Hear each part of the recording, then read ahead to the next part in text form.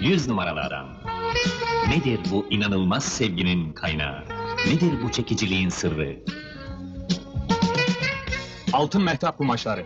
Altın mehtap kumaşları çekiciliğin, erkekliğin ve şıklığın sembolü. Hepinize altın mehtabı tavsiye ederim. Altın mehtap. Altın mehtap. Propagandanın ne olduğunu sen biliyorsun. Akıllısın, sen anlarsın. Haber kanalları yalan haber yapınca buna propaganda denir. Savaş sırasında askeriye savaş propagandası yapar. Eskiden politik partilerin yaptığı posterlere propaganda posteri denirdi. Kısacası kamuoyunu şekillendirmeyi amaçlayan, dürüstlükten ziyade stratejiyi ön plana koyan bir çeşit medyadır yani. Hadi şimdi Kemal Sunal'ın şüpheli şartlar altında hayatını yitirmeden bir yıl önce çekilmiş 1999 Sinan Çetin filmi Propaganda'ya bir göz atalım.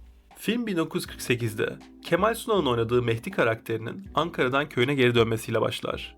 O kendi köyüne gümrük muhafaza müdürü olarak atanmıştır. Köy sakinleri bunu jandarma veya muhtar gibi bir şey olarak anlarlar ve büyük başarısını kutlamak için ona bir at hediye ederler. Ata Napolyon adını verir. Arkadaşı Rahim, "Sen de bir Napolyonsun," der. Rahim ve Mehdi çok eski arkadaşlardır. Kurtuluş Savaşı'nda birlikte savaşmışlardır ve Rahim, Mehdi'nin hayatını kurtarmıştır. Zaman ilerledikçe Mehdi'nin işinin ne olduğu anlaşılır. Ankara'nın emriyle köyün ortasında bir sınır çekilecektir. Eskiden birbirine komşu olan köylüler artık zorunlu bir şekilde ikiye bölünmüşlerdir. Hiç kimse gümrükten pasaport olmadan geçemez. Ama bu halk ne gümrüğü bilir ne de pasaportu. Modern pasaportlar 1. Dünya Harbi'nin üzerine 1920'lerde icat edilmiştir.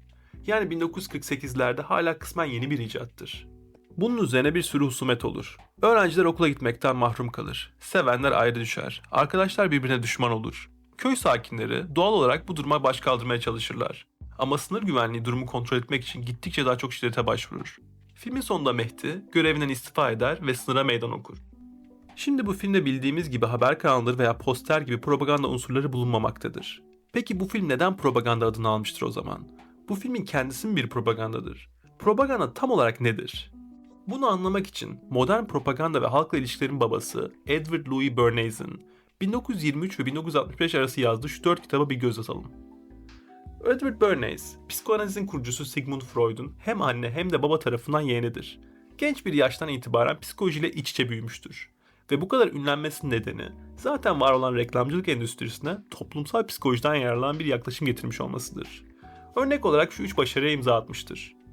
Lucky Strike'ın adına sigara içmenin kadınlara hem çekicilik hem de özgürlük sağlayacağını iddia ederek ilk kez kadınları sigaraya başlatmıştır. Elmasları bir aşk ve sevgi sembolüne dönüştürerek insanları evlenirken birbirine pırlanta yüzük takmaya ikna etmiştir. Son olarak da o zamanlar United Fruits olarak tanınan Chiquita şirketi, Guatemala'da aşağı yukarı 1,6 milyon dönümlük araziye sahiptir. Guatemala hükümeti bu toprakları kamulaştırmaya başlayınca Bernays onları Amerika'ya düşman komünist bir tehdit olarak tasvir eder. Bunun sonucu olarak Amerikan Merkezi İstihbarat Teşkilatı CIA ve komünist düşmanı Guatemalalı bir albay Carlos Castilla Armas bir olup 1954'te Guatemala'da bir darbe yaparlar. 200 binden fazla insan öldürülür ve kayıplara karışır. 1 milyon insan mülteci olmak zorunda kalır. Kadınların sigara içmesinin sonucu olan ölümleri saymaya çalışırsak da muhtemelen yüzlerce milyona ulaşırız. Elmas ticaretinin sonuçlarının Afrika'ya verdiği zararın haddi hesabı yoktur. Ama bunların hepsinin hesabını Bernays'den sormak biraz haksızlık olur. Bernays, propaganda kelimesinin ilk kullanımını 1627'de o zamanın papasının kurduğu Sacra Congregatio de Propaganda Fide, yani inancın yayılması için kutsal cemaat isimli kuruluşa bağlar. Buradaki propaganda kelimesi yaymak anlamına gelir. Yani sansürlemenin tam tersidir. Papalığın kurduğu bu cemaat de Hristiyanlığı yayma ve eğitim amaçlı bir enstitüdür. Bernays'e göre halkla ilişkiler, antik Mısır'daki firavunlardan Napolyon'a kadar tarihteki bütün büyük liderlerin kullandığı bir tekniktir. Antik Sümer, Asur ve Mısır hükümdarlarının kendilerini halka tanrı olarak tanıtmaları aslında bir çeşit halkla ilişkiler taktiğidir. Piramitler, dikil taşlar, heykeller gibi antik anıtlar bu fikri yaymak amaçlı propagandadır. Haçlı seferleri, ona göre Müslümanlara karşı yapılan bir propaganda kampanyasının sonucudur. Aynı anlama gelen dava kelimesi Kur'an-ı Kerim'de bile yer almaktadır. 1. Dünya Harbi'ne kadar bu kelimenin olumlu veya olumsuz bir çağrışımı yoktu. Bernays'e göre bu kelimenin günümüzde uğursuz bir anlam taşıması, ortalama bir yetişkinin aslında ne kadar çocuk kaldığını gösteriyordur. İnsanların alışkanlıklarının ve fikirlerinin bilinçli ve akıllıca manipüle edilmesi, demokratik toplumda önemli bir unsurdur. Toplumun bu görünmez mekanizmasını manipüle edenler, ülkenin gerçek yönetici gücü olan görünmez bir hükümeti oluştururlar. Bu, demokratik örgütlenme biçiminin mantıksal bir sonucudur. Sonuçsuz işleyen bir toplum olarak yaşayabilmek için çok sayıda insanın bu şekilde işbirliği yapması ya da en azından rızalarının alınması gerekir. Ama bu görünmez hükümet, Bernays'in tasviriyle bir çeşit gizli Illuminati teşkilatı değildir. Ondan ziyade birbirinden habersiz birçok hücreden oluşur. Mesela verdiğimiz örnekler, kadınların sigaraya başlaması ve evlenirken pırlanta yüzük talep etmeleri. Birbirleriyle alakaları olmamalarına rağmen toplumun dokusunu ne kadar değiştirmiştir. Daha sonra kadınlar Lucky Strike'ın yeşil paketini demode bulup başka marka sigara içmeye başlarlar. Bunun üzerine Bernays bir sürü moda tasarımcısıyla anlaşıp yeşil rengini moda yapar. Bernays, Sigmund Freud'un yeğeni olmasına rağmen büyük zenginlikler içerisinde büyümemiştir. Babasının emriyle ziraat okumuştur. Ama üniversiteden sonra ziraatin ona göre olmadığına karar verir. Küçüklükten beri gazeteciliğe olan ilgisinden dolayı, üniversiteden sonra 1913'te tıbbi bir dergide editör olarak çalışmaya başlar. Özellikle hemşirelerin işçi haklarını güçlendirmek üzerine makaleler yazar. Bir gün, insanların zührevi hastalıklara karşı bilincini arttırmak için yapılmış Hasarlı Mallar adlı tiyatro oyununun yapımcıları ondan yardım ister. Oyun, tiksinç bulunan konusundan dolayı hiç rağbet görmemiştir. Bernays, bu algıyı değiştirmek için bir algı kampanyası başlatır. Oyunun eğlenceden ziyade toplumsal yararını vurgular. Doktor ve din adamlarının desteğini alarak oyunun finansal ihtiyaçlarını karşılar.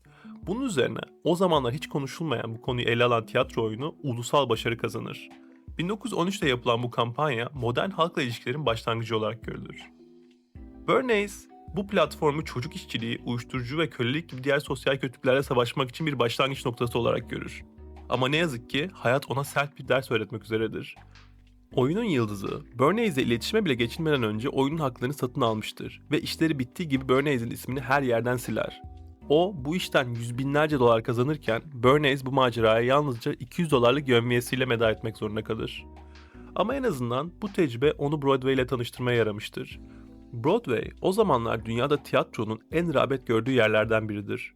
Bernays orada bir sürü tecrübe edinir ve tekniklerini geliştirir. Bu sırada 1. Dünya Savaşı çıktığında gazetede Alman askerlerinin Belçikalı bebeklerin kafalarını kestiğini duyar ve hemen orduya yazılır. Gözleri çok iyi görmediği için asker olarak kabul edilmez. Onun yerine yeni kurulan Kamuoyu Bilgilendirme Komitesi'ne atanır. Buradan sonra kariyeri müthiş zirvelere tırmanacaktır. Birçok başkanlık seçiminde bile danışmanlık yapmıştır. Hatta Orta Doğu'daki mühim bir ülkeden ona Dışişleri Bakanlığı teklifi gelmiştir. Ama o kendi deyimiyle etik hususlardan dolayı bu teklifi reddetmiştir. Bernays'e göre eğitim ve propaganda arasındaki fark bakış açısıdır. İnandığımızın şeyin savunulması eğitimdir. İnanmadığımızın şeyin savunulması ise propagandadır. Bernays kendini etik bir kapitalist olarak görür. Halkla ilişkiler onun için insanların rızasını almanın rekabetçi bir yoldur. Mantıken en iyi ürüne sahip olan kişinin, halkın çıkarını en çok gözeten şirketin bu konuda başarılı olmasını bekler. Toplumun iyiliğini gözetmeye, hiç yalan söylememeye dikkat eder. Halkla ilişkiler onun için çift yönlü bir iletişimdir. Eğer halk bir ürüne karşıysa ürünün değiştirilmesi gerektiğine inanır. Bu kitapları yazmasının nedeni de insanların gerçeğe erişimi olmasını istemesidir. Kendi geliştirdiği tekniği demokratize etmek ister. Bunun için kitaplarına birçok farklı yaklaşım belirler. Şöyle birkaç tane örnek verelim. Otoriteye, entelektüellere ve uzmanlara başvuru. Doktorların %80'i bizim diş macunumuzu öneriyor. Ya da sosyal medya influencerlarının belli marka cilt kremi, parfüm kullanması gibi. Başka bir örnek normal insanlar. Reklamda normal bir aileyi gösterirler, kahvaltı yapıyorlardır ama çay, kahve belli bir markadır. Verilmek istenen fikir, bak herkes bunu böyle yapıyor, sen de bunu böyle yap. Ahlaki çerçeveleme ve idealizm. Bizim markette alışveriş yaparsanız ağaç dikeceğiz çünkü biz çevreyi önemsiyoruz veya biz gayleri destekliyoruz veya biz gayleri desteklemiyoruz çünkü geleneksel aile yapısını koruyoruz gibi. Sembol ve stereotipleri kullanma. Adam gibi adam şu marka sigara içer. Erkeksi çikolata, gofret reklamında ülke bayrakları, şu marka pantolon en vatansever pantolon. Tekrarlama ve normalleştirme çok kullanılır. Tekrar aynı reklam şıngırtısını duydukça insan yavaşça ezberler. Şirket sloganlarını tekrarlamak devamlı reklamın başında sonunda. Başka bir tanesi çerçeveleme ve yeniden tanımlama. İnsanlar bizim fast food zincirimizi sağlıksız sanıyor ama aslında çok sağlıklı, çok proteinli. Yani bir şeyi gerçek durumundan bağımsızca tek taraflıca iyi veya kötüymüş gibi göstermek devamlı tekrar. Tarafsız görünmek çok önemli bir propaganda tekniği. Haber kanalları taraflı bilgiyi hakikat gibi sunarlar. Hatta Bernays'e göre haber kanalı adının kendisi bile propagandadır. Eskiden haber yerine tanıtım kanalı denirmiş onlara. Son olarak da duygusal zıtlık.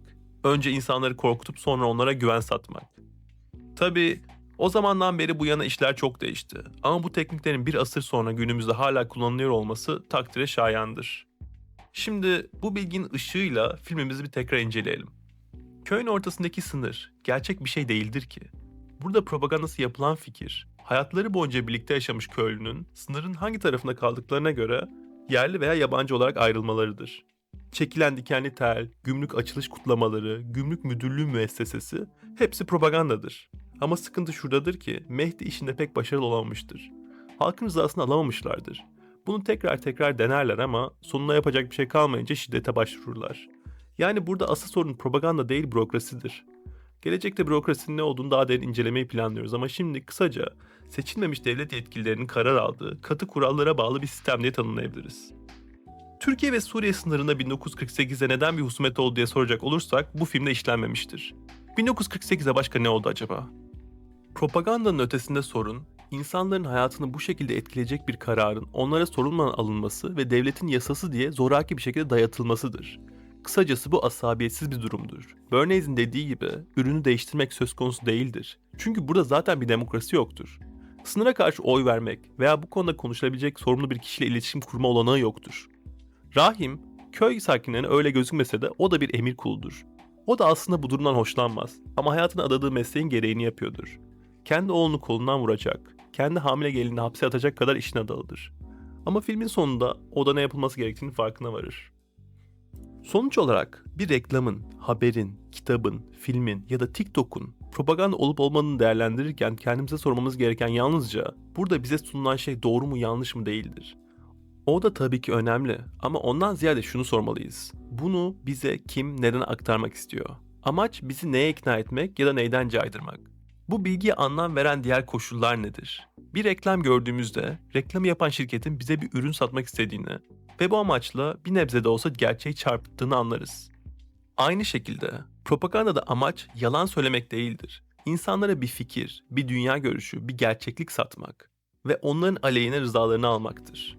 Alman Gizli Polis Teşkilatı Gestapo'yu kuran, ünlü Nazi Hava Kuvvetleri Kumandanı Hermann Göring'in Nuremberg Askeri Ceza Mahkemesi'ne asılmadan önce söylediği gibi. Elbette ki halk savaşı istemez. Çiftliğinde yaşayan zavallı bir adam. Neden hayatını savaşta riske atsın ki? En iyi ihtimalle çiftliğine sağ salim dönecek. Doğal olarak sıradan insanlar ne Rusya'da, ne İngiltere'de ne de Almanya'da savaş ister. Bu anlaşılabilir bir şey. Ama sonuçta politikayı belirleyenler ülkenin liderleridir. Ve ister demokrasi, ister faşist diktatörlük, ister parlamento, ister komünist diktatörlük olsun.